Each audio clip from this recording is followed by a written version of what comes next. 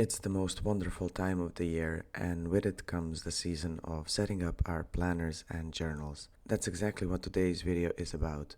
I am setting up the third Hobonichi planner for 2026, which will be my main planner in the new year, and that is a Hobonichi cousin. I have a feeling like I have been waiting the whole eternity to set this beauty up. But before I start with the setup, hi, I'm Dragana, and welcome to my channel where we do all things related to journaling and planning. Every time when I want to set up a new planner, and even though it's not the first time, and it certainly won't be the last, I get terrified when I look at all those blank pages. The feeling doesn't last long, but it makes me mindful to think carefully what I want to use the planner for and make a plan for every page before setting it up. So for me, the easiest way to get me going with the setup is to work on the front cover page of the journal, because that breaks the ice for me in a way. Personally, I don't mind the yellow cover of the cousin.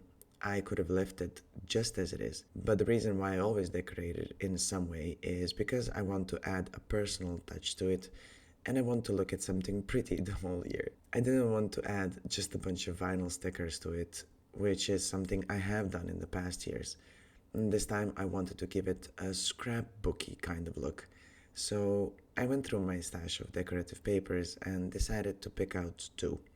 Both papers are from Graceful Muse Paperie, and I will leave a link to them if they are still available for purchase. In fact, everything of stationery items I used in this video that is still available in their respective shops will be linked in the description box below. The majority of the stationery items I used in this setup are from my two favorite shops, Graceful Muse Paperie and the Coffee Monsters Co. And I'm quite sure that this doesn't come as a surprise to anyone. Anyway, back to the setup. I ripped the corners of each of the two papers after cutting them down to size of the cousin because I had the idea of placing a craft paper first and then layering the decorative corners on top. The craft looking paper you see here is actually a grid washi tape that I stuck on an A4 sticker paper. This washi tape is from Journal Say, and I must say that this is the only washi tape from their shop that doesn't really stick well. I never had any issues with any other tapes from their shop. So I placed a couple of rows of the grid washi tape on a sticker paper and cut it down to size to fit the front cover of the Hobonichi cousin. You will see me measuring out everything several times before cutting, and I also moved the papers around quite a lot to see if I actually like the look of it. That is just something I do because I want to make sure that the idea I have in my head will actually look good in reality. And even though I measured everything out before cutting, I still had an overhang on one side that I had to cut down with scissors, so I guess my measurements weren't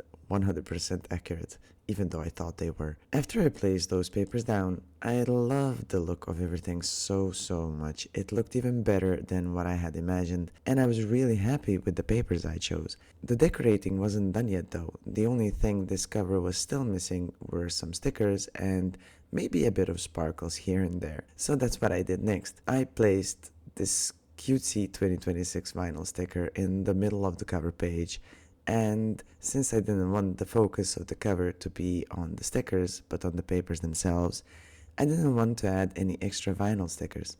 Instead, I randomly placed a bunch of tiny icons from the Coffee Monsters Co. that are actually printed on the washi paper, so they blended in the background perfectly.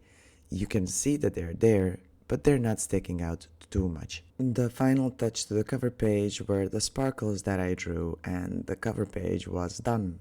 I love the final result, and I think it looks both elegant and cute, if I may say so myself. Now, on to decorating the first pages inside the planner. I have to say that I wasn't sure what I wanted to do with these end pages. At first I thought to use the cutouts of the pages that I used for the front cover, but their size wasn't right. It was a tad bit too small. I didn't want to go overboard with decorating here, so after pondering for a couple of minutes, I pulled out a whole sheet and cut off the sides a bit so that it would fit on both of the end pages. I didn't want to cover everything, so after placing down the paper, there's still a bit of yellow of the end pages visible. As you can see, the first time I placed the paper, it was a bit crooked and I didn't like that. So I had to lift it up and paste it down again. I used the double-sided glue roller to stick it down, and the one I'm using doesn't have a super strong adhesive that you cannot lift the paper up, but it's strong enough to keep everything down once it's firmly placed, if that makes sense. The reason why I didn't want to decorate these pages too much is because I plan to use them as a place where I will store my stickers. So if I would have decorated these pages too much, the decoration wouldn't have been visible because of the sticker sheets that will be there. Now, you may wonder how I plan on keeping sticker sheets here where there are no pockets. Well, I made one. I used the vellum paper from the Coffee Master's Co. for this. With the background being this gorgeous floral paper, I didn't want the vellum to be too colorful, so I picked this gray one with emojis on it. Now, normally I would make a pocket by folding the sides of the paper, or vellum in this case, so that the pocket can be lifted up easily, like one of those pockets that you have in the back of bullet journals. However, I couldn't do that here because the vellum paper was too small, so I went with the simpler way of creating a pocket. I just put some glue on the sides of the vellum and stuck it down. The big overhang that I had, I didn't want to cut out. Instead, I folded it and created another pocket on the following page. It turned out quite well. I just hope that this will hold out throughout the whole year, since this isn't the most ideal way to create these types of pockets. If it doesn't, I'll have to come up with a different solution. Now it was time to go a bit overboard with stickers, and the first white page in the planner was the perfect place for that. I decided to cover the majority of it with the gorgeous holographic stickers from the Coffee Master's Co. Actually, Helen calls these stickers sticker seals because they're not your typical stickers. I'm not sure what type of sticker paper she uses for these, but whatever the sticker paper is, these seals are beautiful. Since I'm a fountain pen user and I also love Tombow dual brush pens and Zebra mild liners, those are the stickers I decided to place here, along with some ink pots as well. I placed as many of them as I could, and I know that the page looks busy, but I love it just the way it is. And I also had to cover the title at the bottom right corner with another 2026 sticker from Helen's shop. It's also holographic sticker seal. All in all, I think the page looks great. It's busy, but it's not an eyesore, at least not for me. The only sticker that I added here that's not from the Coffee Master's Co. is the This Belongs To sticker that I got in the advent calendar last year from Graceful Muse Paperie. Here I also added some sparkles because they always make everything look cute, and the right hand side of the spread was done. The left hand side of the spread already has the pocket on it, so I decided to add 3 stickers on top of the page just to have something going on there. More than that wasn't needed, since I will be keeping sticker sheets here. To be sure that I placed the sticker seals high enough, I tucked the sticker sheet with 2026 calendar stickers from Paper Monogatari in the pocket. Once I added the sticker seals and looked at the finished spread, I was really content with the final result. Now, let's work on the year at a glance pages. The 2026 calendar sticker sheet that I used to decorate this spread is from Paper Monogatari, the same one you used in the previous spread when I tucked it in the little pocket. This is my 4th year using a planner like this, and every year I cover the calendar with stickers because I don't have a functional need for these 2 pages, so I prefer them to be decorated so that they are nice to look at when I flip through the planner. This is the first year though where I didn't use calendar stickers from the Coffee Master's Co. At the time when I was filming this, my TCMC order still didn't arrive, so I didn't have the calendar stickers to cover the left hand side of the spread. The ironic thing is that the order arrived the next day, but it was already too late. I don't mind it though. The stickers from Paper Monogatari are beautiful, and this calendar sheet is simple and pretty,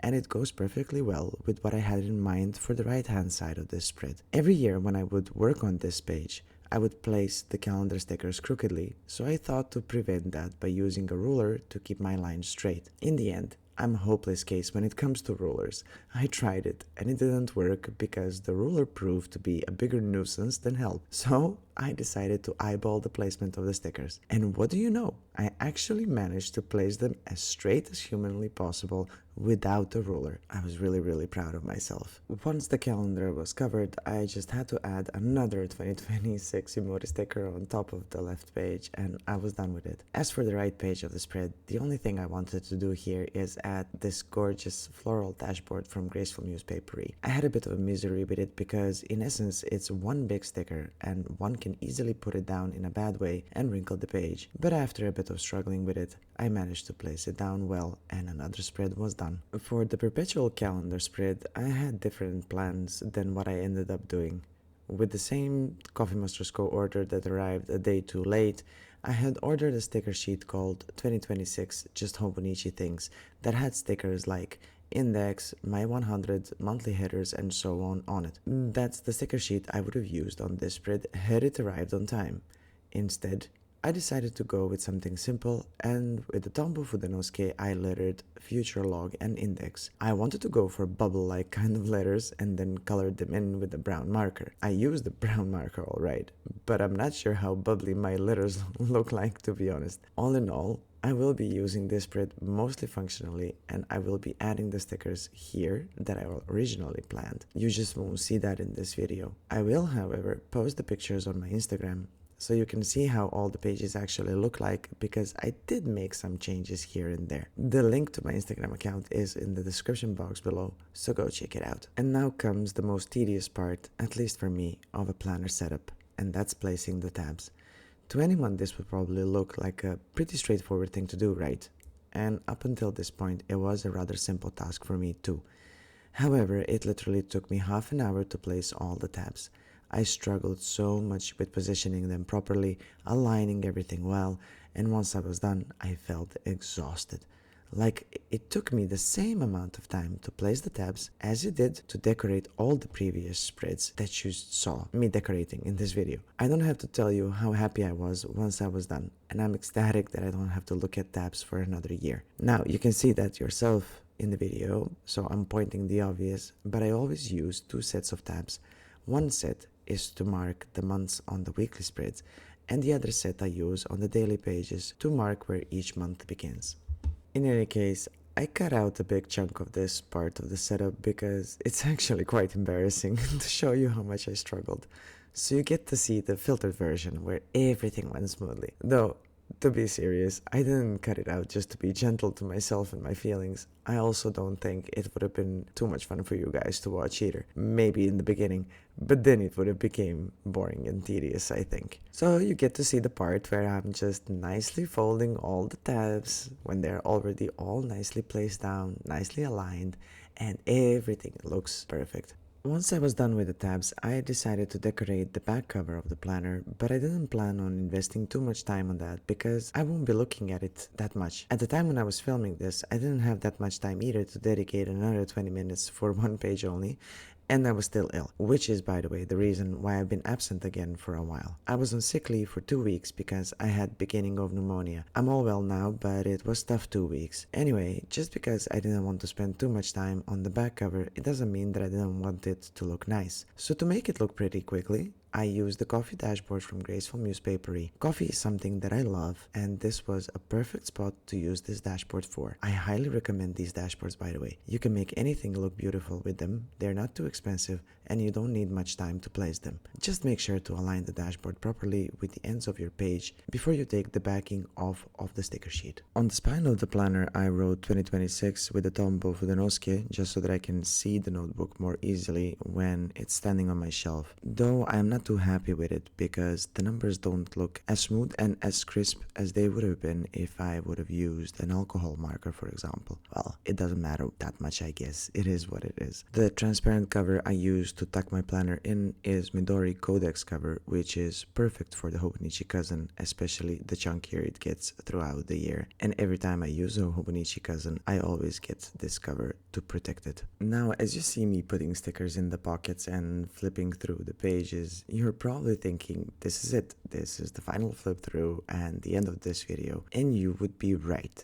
because when I initially started filming this video, this was the point where I stopped. But then I started flipping through the back pages off camera later in the day, and I realized that I could do something with those pages. Normally I don't use them at all, but this time I thought to do something with them just because why not? The first page after a couple of the blank pages you get in the back is the timetable page. Now I don't need a timetable for anything since I'm not going to school, and I don't really need to keep track of my kids' schedule since I know it by heart, and we do have it stuck on the fridge as well. So I grabbed that craft washi tape that I stuck on a sticker paper that I used at the beginning of this setup and ripped a piece to cover the top of the page where the timetable title is to be able to create my own title. The idea for this page was inspired by Anna from Journal Away. In her 2025 Hobonichi cousin, she used this page for themes per month, where she would paste some stickers that represent the theme of the month and swatch the markers she would use, if I remember correctly. I thought it was a neat idea and decided to give it a go myself. With the trusty Tombow Fudenosuke brush pen, I hand-lettered the title and played a bit with the style of the letters to try out something different. The word monthly I tried to letter in the style of bouncy calligraphy, and the second word I tried the bubble lettering. At first I thought to leave the word themes empty, as in just as I lettered it, but it seemed off and I didn't like it, so I colored it in a bit with the brush pen, leaving a bit of empty parts here and there, and now it looked much better. If my explanation makes sense, well, you can see it in the video, so even if I didn't make sense, you can still see it. It's not perfect by any means, but I like it just as it is. The title part seemed a bit empty, so I grabbed my Coffee Monsters Go sticker folder and decided to go with an emoji head with starry eyes that I pasted next to the title. Everything looks cuter with emojis in my opinion. And of course, the title portion couldn't be complete without some sparkles, so I added those too. The left side of the title seemed a bit empty after I was done with everything, so I decided to pop another emoji sticker holding the Hobonichi cousin,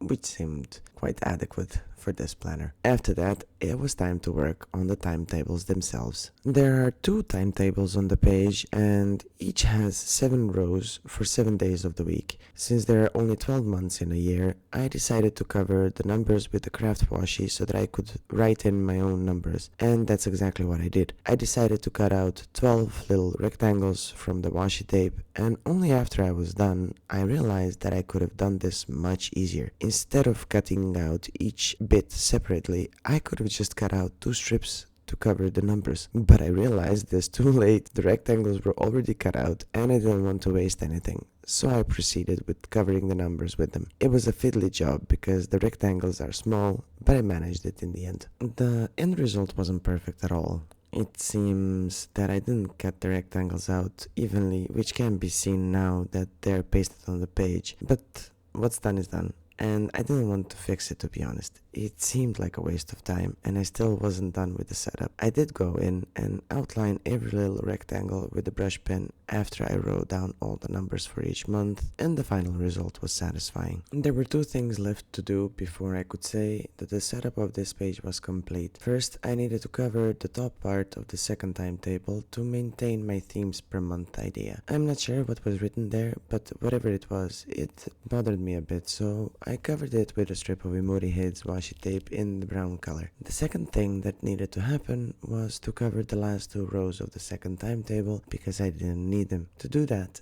I used once again the craft washi tape. I cut it down to size and pasted it carefully on the paper so as not to wrinkle it, or at least I tried to paste it down carefully. But I didn't manage to align it with the end of the page very well from the first try, and I had to lift it up, which caused the page to wrinkle a bit. As you all know, Tomoe River paper is a thin one and can be easily ripped or wrinkled if not handled carefully when adding decorations. Anyway, I placed the craft strip down the second time and realized that I had a bit of an overhang on the left side. It felt like the universe didn't want to allow me to place the strip properly. At first I thought to leave it, but it really bothered me and I cut it off. In the end, on top of the strip, I added an extra strip of washi tape from the Coffee Monsters Go. I don't know the name of this washi tape, but I will put the name on the screen. In any case, I don't think it's available for purchase anymore. If it is, I'll put it in the description box below. This page was finally complete, and now we can move on to the next one.